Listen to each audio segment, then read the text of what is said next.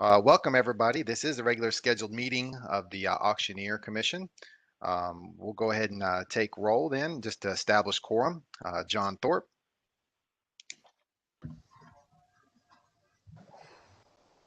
Here. Great. Jeff Morris. Here. Kimball Sterling. Here. Randy Lowe. Dwayne Rogers. Here. All right, great. Thank you, gentlemen, for joining us. We do have quorum. Now we can move it on down the agenda to the notice of meeting. Notice of the February 22nd, 2021 meeting of the Auctioneer Commission, including date, time, and location, has been noticed on the website since May 18th, 2020. Additionally, this month's agenda has been posted on the website since February 3rd. I think we're ready for the statement of necessity. As you know, anytime we do a remote meeting of any sort, we'll have to take a voice vote, roll call vote. So this will be no different. Anna, if you would, read the statement of necessity, please. Sure, thank you. This is an electronically scheduled meeting of the Tennessee Auctioneer Commission. Notice of this meeting was posted to the Commission's website on Monday, May 18th, 2020, and this month's agenda was posted on Friday, February 3rd, 2021. As there is not a physical quorum present, a statement of necessity will be read into the record and filed with the Tennessee Secretary of State as required by statute. Pursuant to Tennessee Code Annotated Section 8-44-108B2, which states if a physical quorum is not present at the location of a meeting of a governing body, then in order for a quorum of members to participate by electronic or other means of communication, the governing body must make a determination that a necessity exists. That determination must include a recitation of the facts and circumstances on which it was based. Further, Tennessee Code Annotated Section 8-44-108A3 defines necessity as matters to be considered by the governing body at that meeting require timely action by the body, that physical presence by a quorum of the members is not practical within the time period requiring action, and that participation by a quorum of members by electronic or other means of communication is necessary. As stated, this is a previously scheduled meeting of the Tennessee Auctioneer Commission that is now being held via Cisco WebEx. The purpose of this meeting with members attending by Cisco WebEx is to conduct regular business of the commission, including but not limited to education review, the assistant director's report, and complaints. Furthermore, it is necessary for this meeting to be held electronically in accordance with Executive Order Number 16, issued by Governor Bill Lee on March 20th, 2020, further extended by Executive Order Number 71, issued on December 22nd, 2020, to ensure government continues to function openly and transparently during the COVID-19 emergency, while taking appropriate measures to protect the health and safety of citizens and government officials. Voting will be conducted by roll call. Great. Thank you, Anna. Appreciate that. Gentlemen, we'll need to accept a motion and then to approve this statement of necessity. And then we'll get that filed over to the state or to the Secretary of State's office here within the next couple of days. Do we have such a motion to approve the statement of necessity as read? I move we approve it. All right. Thank you, Mr. Sterling. We have a motion from Kimball Sterling. Do we have a second? Second. All right. Thank you, Mr. Morris. For roll call vote, John Thorpe. Yes. Jeff Morris. Yes. Kimball Sterling. Yes. Dwayne Rogers. Yes. All right. Thank you. We'll get that filed. All right. For the agenda, we'll entertain a motion to accept the agenda unless there's any edits or revisions to that agenda. Are there any edits to that agenda? All right. Hearing none, then we'll accept a motion to accept the agenda as printed. Do we have such a motion? Motion to approve, John Thorpe. All right. Thank you, sir. We got a motion from John Thorpe. Do we have a second? Second. Is that was that Mr. Morris? Yes. All right, great. All right, thank you, sir. I see that Randy Lowe has joined us as well. So we're at the agenda right now, just approving the agenda. So you're right on time. For roll call vote to approve the agenda, John Thorpe. Yes. Jeff Morris. Yes. Kimball Sterling. Yes. Randy Lowe. Yes. Dwayne Rogers. Yes. All right, thank you. The agenda is approved as printed then, so we'll just keep on marching down the agenda. November minutes. Are there any edits, revisions to the minutes that you saw? Okay. Hearing none, then we'll accept a motion to approve the November minutes. Do we have such a motion? I move we accept them. All right, thank you, sir. Got a motion from Kimball Sterling. Do we have a second?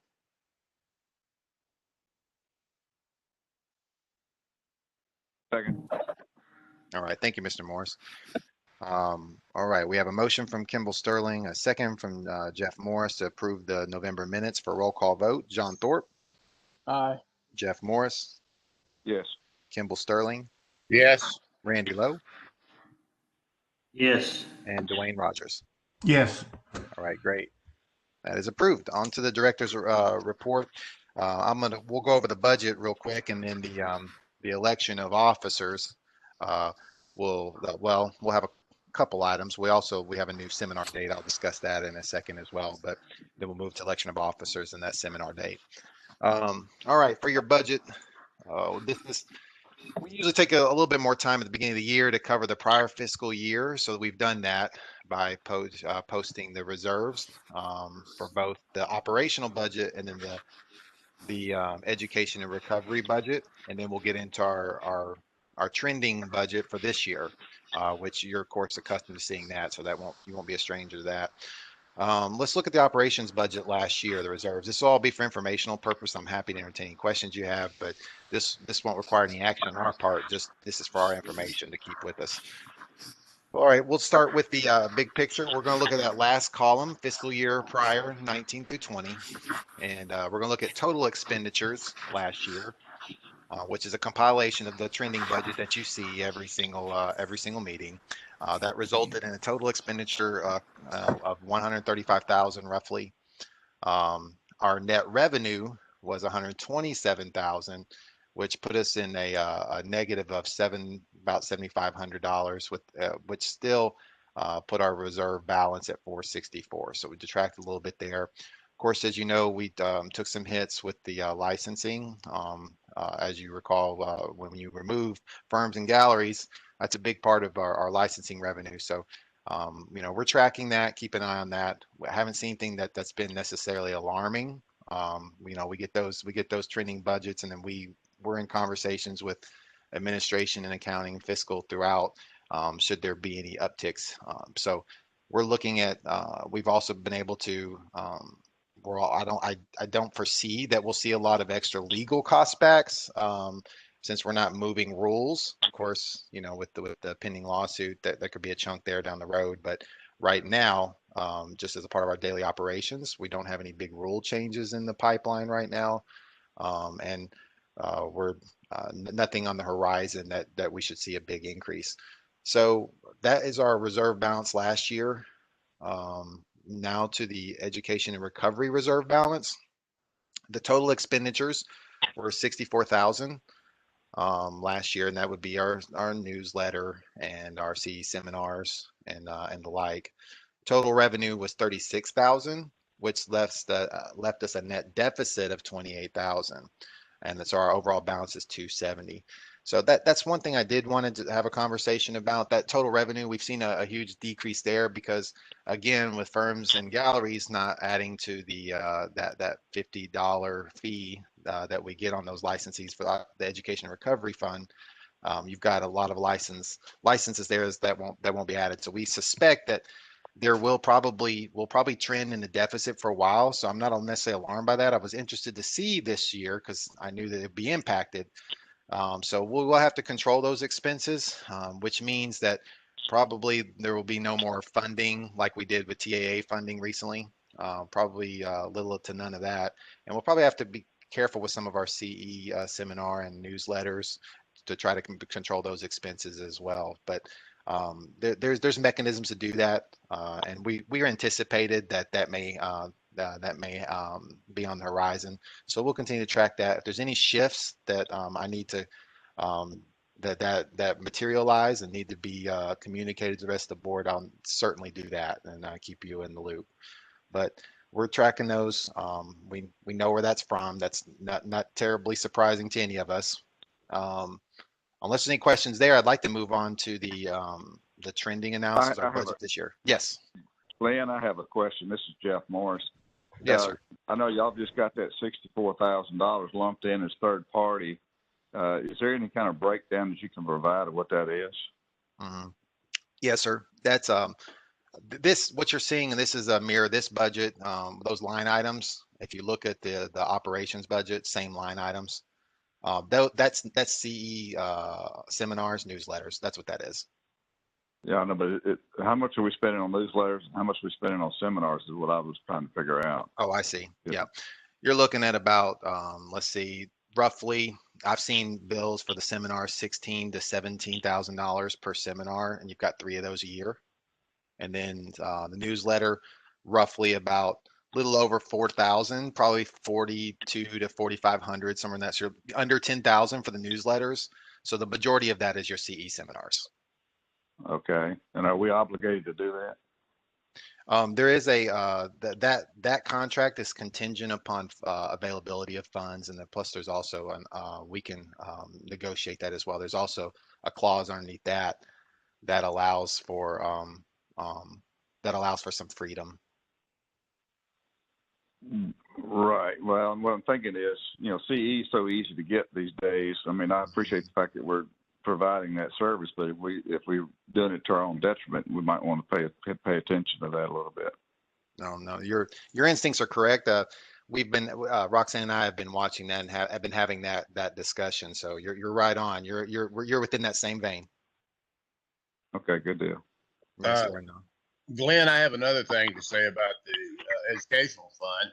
The last meeting, the lady from Nashville Auction School was online and, explained how much it costs to do these. But yet we had the TAA doing quite a few of them for about 40% of what it costs.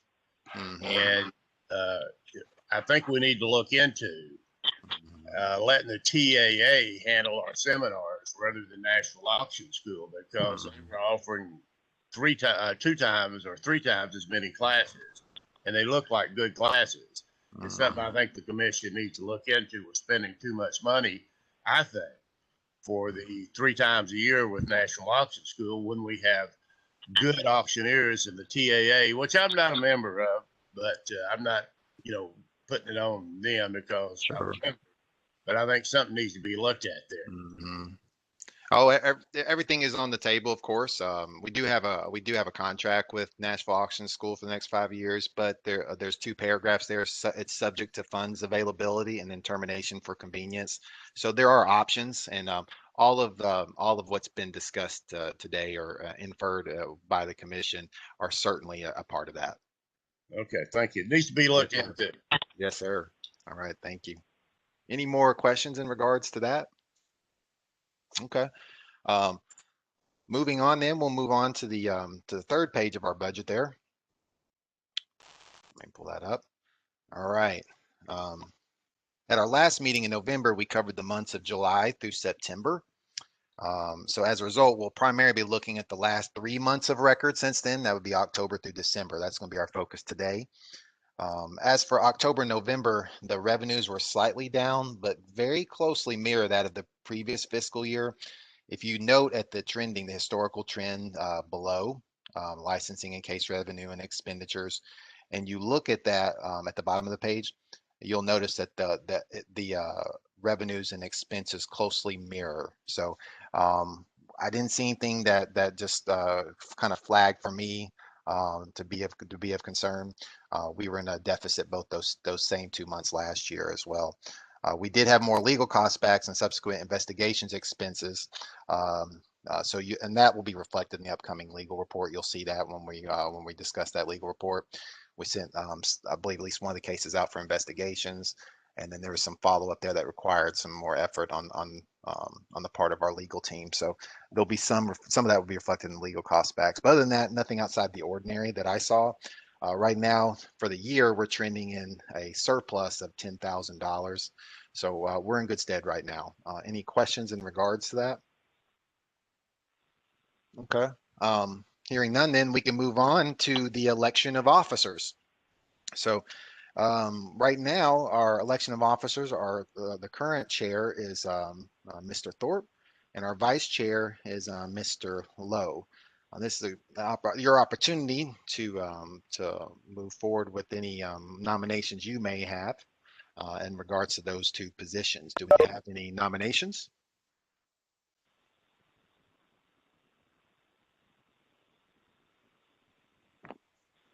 This is Kimball Sterling. I move that Randy Lowe become chairman. This is Jeff Morris. I second that. Okay. All right. So we got Randy Lowe as chairman then. We'll just we'll take those one at a time then. We got a motion from Mr. Sterling for Randy Lowe to be the chair. We have a second from Mr. Morris. For a roll call vote, John Thorpe, Yes. Jeff Morris, Aye. Kimball Sterling, Yes. Randy Lowe. Randy Lowe.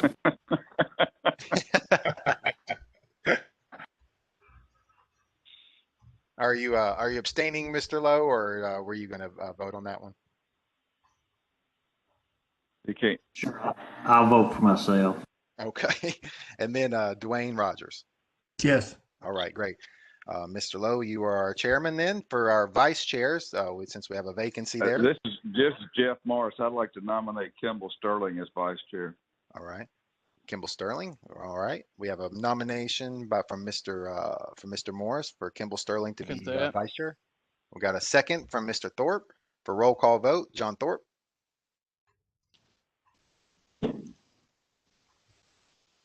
Roll call vote, John Thorpe. Yes. All right. Jeff Morris. Yes. Kimball Sterling. Yes. All right. Randy Lowe. Yes. All right. Yes. Dwayne Rogers. And Dwayne Yes. Rogers. All right, great. All right. Our new officers now for this year will be the chair is Randy Lowe and the vice chair is Kimball Sterling. All right. Thank you, gentlemen. I suspect that you'll be in good hands. So we'll move on then to the next portion. One item of just housekeeping that I'd like to address was the CE seminar date.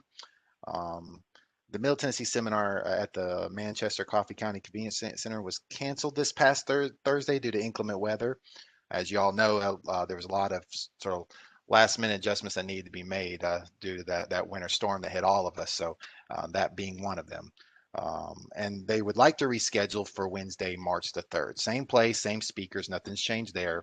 We just need to approve the date. Do we have a motion to approve that March 3rd date for that reschedule? So moved. Motion to approve. All right, Mr. Second. Morris, thank you for that motion. John Thorpe, I hear a second from John Thorpe. For a roll call vote to approve that date, John Thorpe, Yes. Jeff Morris, Yes. Kimball Sterling, Yes. Randy Lowe, Yes. and Dwayne Rogers. Yes. All right, thank you, gentlemen. We'll get that taken care of then. Okay, I think we're ready now for our legal report. Ms. Brown?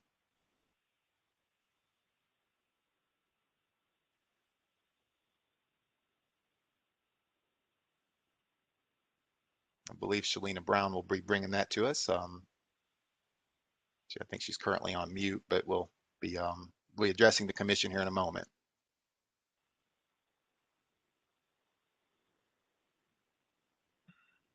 Ms. Brown, will you be giving that that legal report?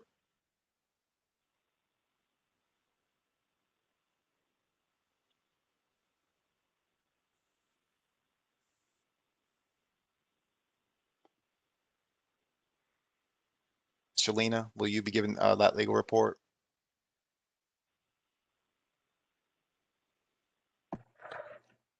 I'm Oh, so there you are. sorry. I'm so sorry. I'm having some internet issues. I just got bumped off twice. I apologize. I hope I can get through this. Good morning, commission members. This is Shalina Brown with the legal department. I will be presenting the legal report to you. This is the February 2021 legal report. Number 1 is case number 2020076 101. This complainant is a Tennessee resident and the respondent is an unlicensed auctioneer. The complainant alleges the respondent and others conducted estate sales in Tennessee. The complainant purchased a 1996 Chevrolet Corvette from the respondent on May 24th, 2020. The car was advertised as part of an estate sale. It was advertised as a collector edition, had 50,000 miles on the engine and 100,000 total miles on the vehicle. The respondent signed the title on behalf of the owner. The car was not part of the estate sale. The respondent did not provide a response. I have a revision to my recommendation. Upon further review, it appears this was not an auction. It was just an estate sale, and the car was not part of the estate sale. So my new recommendation is to close and refer this matter to the Motor Vehicle Commission. I move we accept that recommendation. I think that's a smart recommendation. Okay. We have a motion from Kimball Sterling to close and to send over to the Motor Vehicle Commission. Do we have a second? Second, John Thorpe. All right. Thank you, Mr. Thorpe. For a roll call vote then, John Thorpe, Aye. Jeff Morris, Yes. Kimball Sterling, Yes. Randy Lowe, Yes. Dwayne Rogers. Yes. All right. Thank you, gentlemen. That's taken care of. All right, Shalina, I think we're ready for number 2.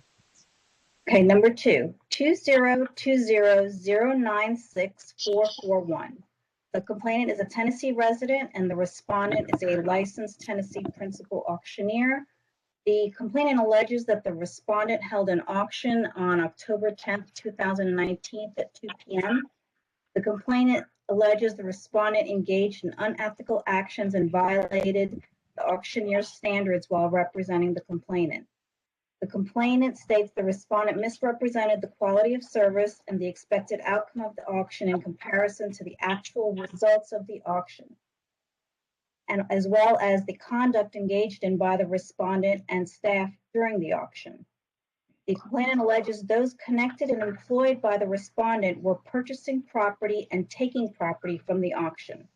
The complainant also alleges that there were advertising violations because there was a lack of advertising prior to the sale, and the representations made to the complainant were different from that of the actual sale. The complainant states that the respondent created a false and unjustified expectation. The sale results were dismal, and later the respondent sent a bill to the complainant for $1,079.29. However, this was later revised by the respondent and the complainant was sent $200, and the complainant later returned this amount to the respondent. The respondent did provide a response and stated the respondent has been an auctioneer for over 30 years and has conducted hundreds of auctions. The respondent tried to give a best estimate on the items when they were viewed at the time of the contract. Many of the items advertised were no longer at the residence on the day of the auction. Also, on the day of the auction, the complainant's grandson was walking around the tables that were set up to display the items for the auction and taking several of the items. The complainant had given permission to the grandson to remove those items. The respondent does not believe anyone connected to the auction took any property without purchasing. A lot of the members of his staff are family members and friends, and those that did take any property paid for it and it was purchased. The respondent agreed to sell all items in an absolute auction and to have the items there for the auction. The respondent reminded the complainant that there was a contract for the respondent to hold an absolute auction. The respondent did advertise this auction in several publications. It was even advertised online.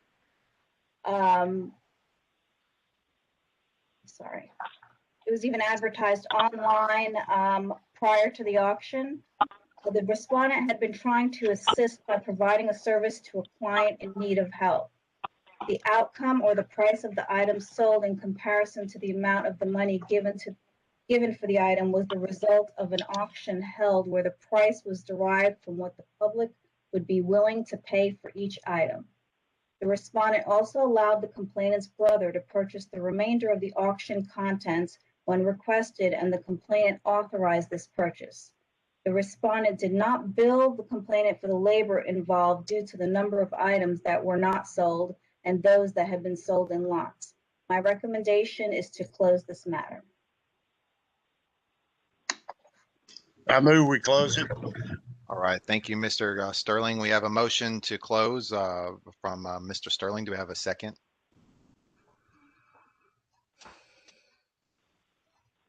Second. Second, Randy Lowe. Okay. All right, I heard a second from Randy Lowe, so we'll take it from him then. We got a motion from Kimball Sterling to close, second from Randy Lowe. Roll call vote, John Thorpe, Aye. Jeff Morris, Aye. Kimball Sterling, Yes. Randy Lowe, Yes. Dwayne Rogers. Yes. Yes. Thank you, sir. All right, number 3. And number 3, 2020072921. The complainant is a Tennessee resident and the respondent is a licensed Tennessee principal auctioneer. The complainant alleges the respondent conducted an auction in September 2020 and the complainant purchased an antique vanity and hinged 3-sided mirror for $90 with the winning bid. Later, the auction representative stated the item would not be sold to the complainant and refused to honor the terms of the auction and refused to re-auction the item. The respondent failed to provide a response to the complaint. This matter was previously presented to the commission, and the commission requested that this matter be deferred to the next meeting in order for this to be sent to investigations. The matter was sent to investigations. The investigator met with the complainant about the auction that had taken place and confirmed what had occurred. The investigator had also requested any copies of documents from the auction, along with a notarized statement. There were no documents provided by the complainant. The investigator also contacted the respondent by telephone and left a message.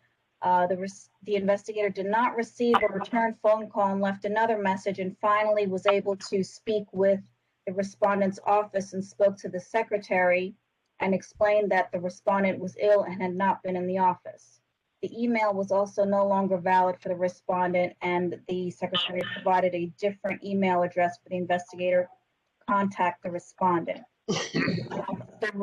The investigator did finally reach the respondent, and the respondent provided a written statement and stated that he had been an auctioneer for over 50 years and stated the item was sold on reserve, and most individuals do not understand this terminology. This was explained at the auction in detail, and the item was sold on reserve, and the bidder with the registration number 10 that the complainant had stated was the registration number held was not the complainant.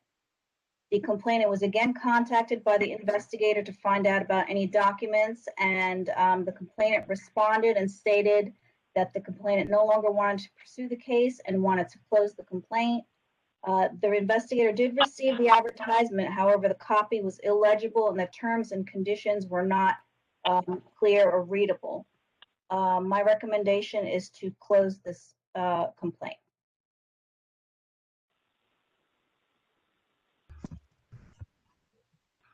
All right, do we have a motion to accept council's recommendation or any variation thereof?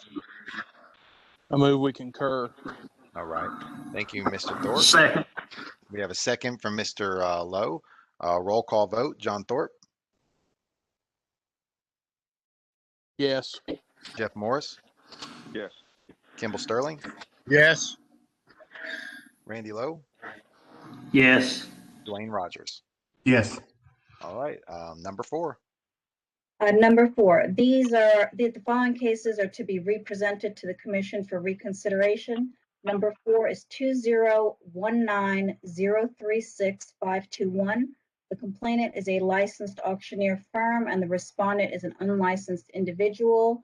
In March 26, 2019, the complainant received a mailing stated that there would be an auction held on May 4th, 2019 at 1 p.m. in Tennessee. The complainant states the mailing did not contain the Tennessee license number or the Tennessee firm license number, and states this is a violation of the advertising rules and this is unlicensed activity. The respondent did not answer the complaint. At that time, the recommendation was to authorize a contested case hearing and a $1,000 civil penalty for unlicensed activity. The commission had accepted council's recommendation. The new information in this matter is that we are unable to locate this respondent.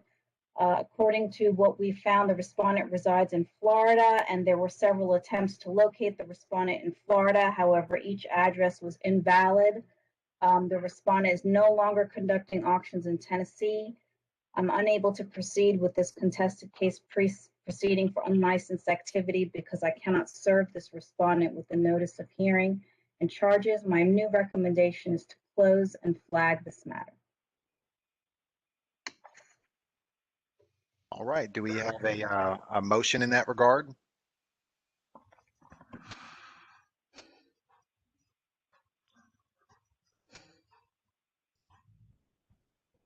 Jeff Morris, so moved. All right. Thank you, Mr. Morris. We got a motion to close and flag from Jeff Morris. Do we have a second? I second. All right. We have a second for Mr. Sterling for roll call vote. John Thorpe, Yes. Jeff Morris, Yes. Kimball Sterling, Yes. Randy Lowe, Yes. Dwayne Rogers. Yes. All right. Thanks, sir. Number 5. Okay, number 5, 202007921. The complainant is a Tennessee resident. The respondent is an unlicensed auction firm. The complainant alleges the respondent is operating as an unlicensed auctioneer in Tennessee. The respondent holds an auction every Saturday at 6 p.m. This matter was investigated by the Investigations Division and confirmed there was unlicensed activity by the firm. The respondent claims the proceeds from the auction are donated to a ministry, and the auction is called by a licensed auctioneer. The respondent does not collect any salary and volunteers time to hold this auction. There's also a flea market at this location. My original recommendation was to authorize a contested case proceeding with authority to settle by consent order upon payment of the $1,000 civil penalty for the unlicensed activity. The commission decided to accept council's recommendation. The new information I have is that this respondent is a church/ministry and falls under the stated exception in Tennessee Code annotated 6219-103(4). And my new recommendation is to close this matter.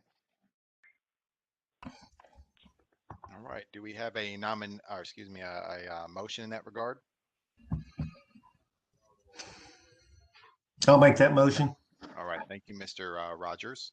We have a motion to close. Do we have a second? Second. Thank you, Yeah. Mr. Lowe. We got a second for Mr. Lowe to close. For roll call vote then, John Thorpe, Yes. Jeff Morris, Yes. Kimball Sterling, Yes. Randy Lowe, Yes. Dwayne Rogers. Yes. All right. Thank you. That concludes the legal report. Shalina, did you have any other further comments? No, sir. Thank you very much, commission members. All right. Thank you. As a part of our legal section, Anna, did you have any comments or anything for the commission? No additional information. Okay. Thank you all. Do we have any new business, commission? You know, This is Jeff Morris. Do we have any idea about how long this lawsuit's going to last?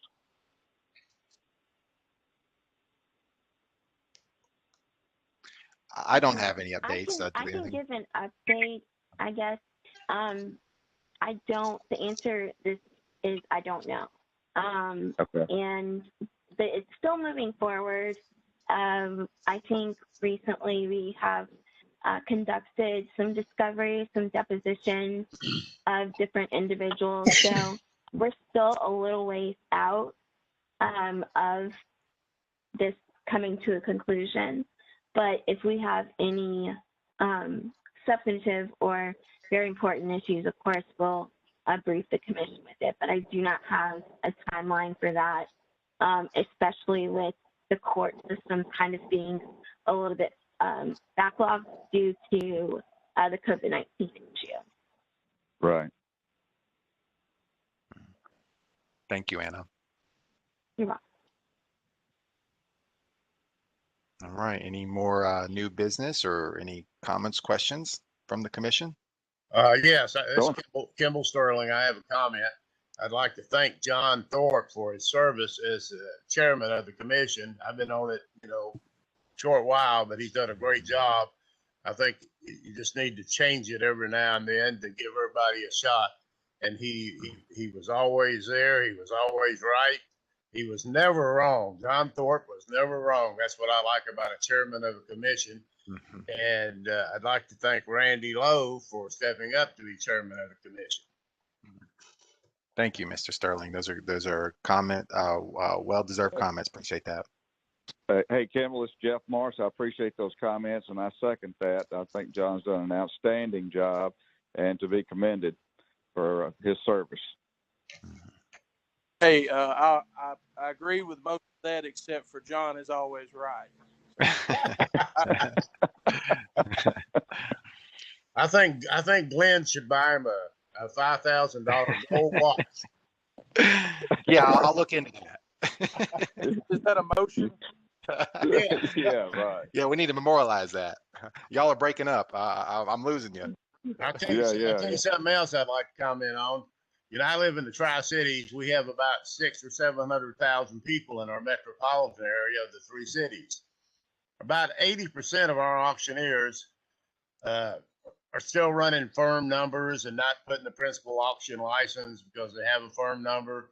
And it's nothing to come down on them on. I mean, it's no reason to come down because some of them just don't understand it. I think at some point when the auction commission sends out a newsletter, they ought to put it on front page that there's no longer a firm license. Don't run your firm license anymore. You're a principal auctioneer and run your principal auctioneer license only. Mhm.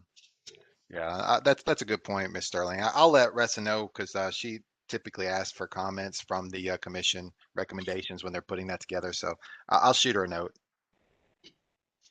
Thank Hey, you. Glenn, this is Jeff Morris. I was going to bring y'all up to date. I don't know if y'all keep up with some of the other states around us, but Mississippi, the House of Representatives there voted to eliminate the auction commission in Mississippi, and it's up in the Senate now for their vote, and it was kind of rushed through.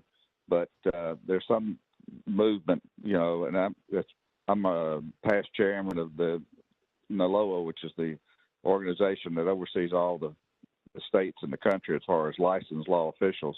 And there seems to be a growing momentum for that kind of thing. I know we had our sunset hearing last summer or last year, I think it was, wasn't it, Glenn? It was pretty recent. I wasn't this past year, but in the last couple of years. So we've got a little bit more life in the probably 2-3 more years before we'll have to do that again. Yeah, I didn't know. I thought didn't they re-up us for 5 years back in 19? Yeah, it wasn't last year, but yeah, I'd have to look at it. But typically about 4 to 5 is what they give. Okay, all right, that's what I was trying to remember. Mm-hmm. But I was just curious about that. Just wanted to put that on everybody's radar. Well, I appreciate that. Thank you for those updates. And we do watch those, as those trickle down. I mean, the best we can. It does help to have somebody sitting on NOALA to assist in that regard. So I appreciate your comments, certainly. Thank you for sharing. All right. Any new business then? Yeah, I would like to make another comment about John being always right. What I meant by that, he was always positive with parliamentary procedure. He was just really good. I really enjoyed sitting there when John was running the meetings. I wanted to clear that up. Oh yeah, no, we knew what you meant, and he being, I guess, that county commissioner in him, was always carried forward, and I appreciate Mr. Thorpe as well. Thank you all for your comments in that regard and reflecting Hey, that. Kimball. Hey, I was planning on going ahead and telling my wife I said I was always right. You have her call me, VR549. All right, well, gentlemen, I think we're ready to adjourn. Then, do we have a motion to adjourn? So move. All right. Thank you, Ms. Thorpe. Do we have a second? I second. All right. Thank you, Ms. Sterling. For roll call vote, John Thorpe, Yes. Jeff Morris, Yes. Kimball Sterling, Yes. Randy Lowe, Yes. Dwayne Rogers. Yes. All right. Thank you. We are adjourned. Thank you. Have a good day. Thank All you. right. Bye-bye. Thank you, gentlemen.